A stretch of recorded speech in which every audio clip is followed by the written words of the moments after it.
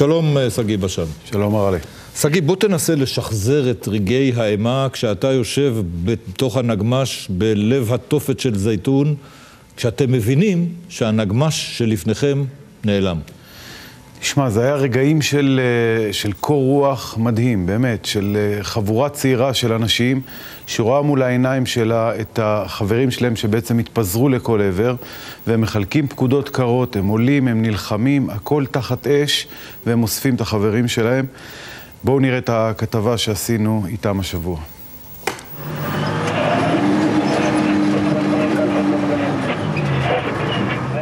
שעה ארוכה בדרכנו החוצה לא הצלחתי להגדיר לעצמי את המצב הבלתי נתפס הזה שנקלעתי אליו. כאן ממש מולי בפינת הנגמש על דופן הכבש. בכל השקיות האלה מונחים השרידים של חיילי הנגמש שהתפוצץ רק עשרות מטרים מהנגמש שבו אני נסעתי.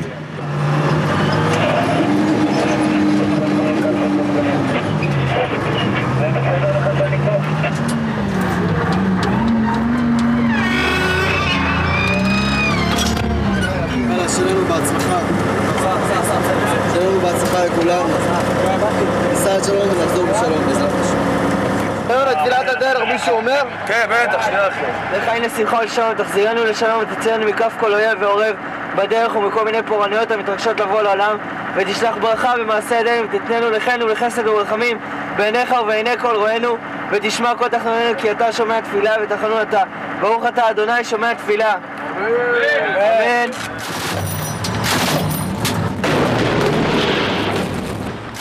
המטען הזה הופעל כנגד השיירה שלנו כבר בתחילת המבצע, למרות זאת הרגשתי בטוח. אני מכיר את המצבים האלה מלבנון ומשירות המילואים, אבל למה שיקרה בהמשך, לזה כבר לא הייתי מוכן. שים לב, באזור המזרחי לך, באזור שין, 38 זור שני עוד 2. תצפיות מזהות שני מחבלים שמכוונים טיל אל עבר הנגמש שלנו.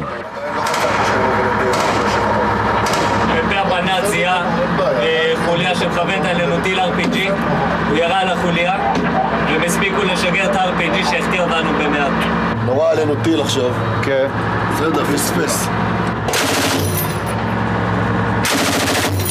מה קורה? תספר לי מה קורה. מה קורה עכשיו? כן. בינתיים יש 3 מחבלים הרוגים.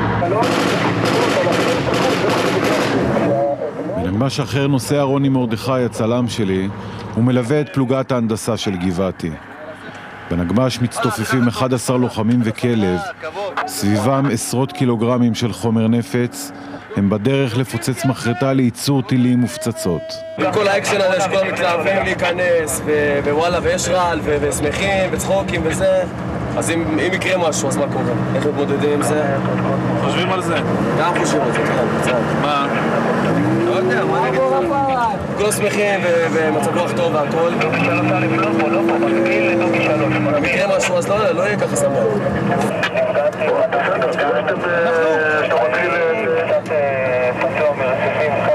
דינה עם חטף מטען, חבר'ה. דינה עם של טל. משהו רציפים קלים מאוד, נראה לי. משהו התפוצץ, מתחתאי כנראה. פגיעה בפנים, יורד דם, לא קריטי, אבל צריך לטפל בו. אנחנו מפנים את נהג הדחפור תחת אש, רוני הצלם ופלוגת ההנדסה, נכנסים לאחת המחרטות, מתארגנים לפיצוץ. תביאו לי לפה אור ועוד 1 של קילו. 3, 2, 1.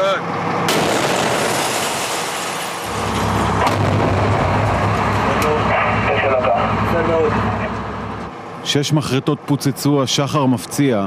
סגן אלוף עופר וינטר, מפקד הגדוד שבנגמש שלו אני נוסע, נותן את הפקודה להתארגן ליציאה. תהיו ערוך ליציאה משם החוצה, תראה שאתה יוצא החוצה לטנצ'ר ומאבטח את עצמך כמו שצריך עד כאן. יש תחושה שעוד מעט יוצאים החוצה. אני מנצל את הזמן לצילומי האווירה. קצת גלים ברחוב, תמונות מנהיגים, וגם מנסה ולא מצליח לצלם את הירי והמטענים שמתפוצצים מסביבנו כל הזמן.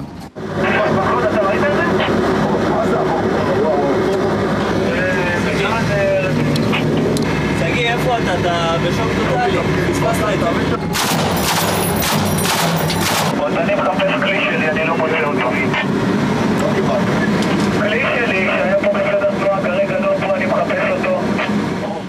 הנגמ"ש הזה שנפגע ממטען גדול שהופעל מתוך הבניין הסמוך ויצא מכלל פעולה, כל הלוחמים בריאים ושלמים. בנקודת הזמן הזו כולם מסביבי מקווים שהנגמ"ש שנעלם פשוט טעה באחת הסמטאות. אבל התמונה הזאת של מנוע הנגמ"ש שנעלם במרכז הכביש, עשרות מטרים ממוקד הפיצוץ, לא מותירה ספק בליבו של אף אחד. חסר לי נגמ"ש ויש פה חלקים.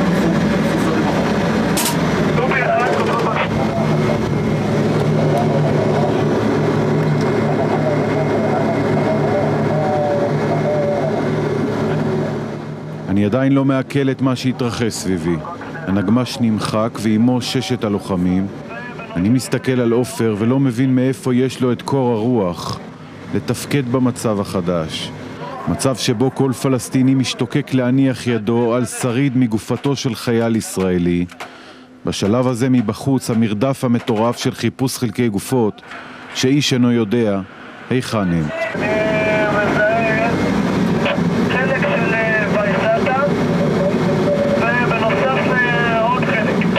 לפתע אני מבין שהנגמ"ש שנמחק היה של פלוגת ההנדסה של גבעתי. אני מבקש מעופר שיבדוק האם רוני הצלם שלי חי.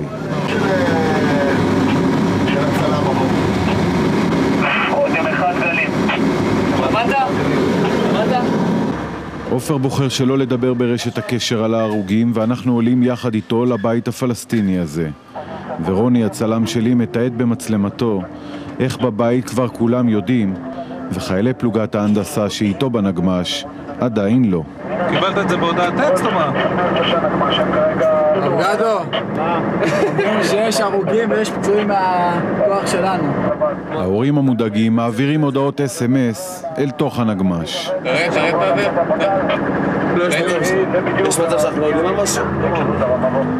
בחוץ הלחימה נמשכת במלוא עוזה. שימו לב, 2 חמושים שם הולכים, רואים? כן. רגע, שנייה, רואים? 2, 1.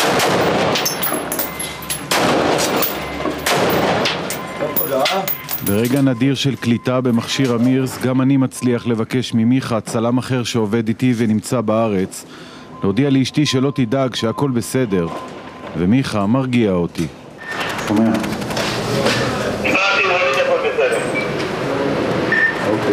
תגיד לי, יש לך את השירות שלהם? אתה יכול להגיד? רק אחרי שעות של לחימה אני מצליח לצלם את עופר, מתבודד ומוצא רגע לברר מי מחייליו איננו. זה 6.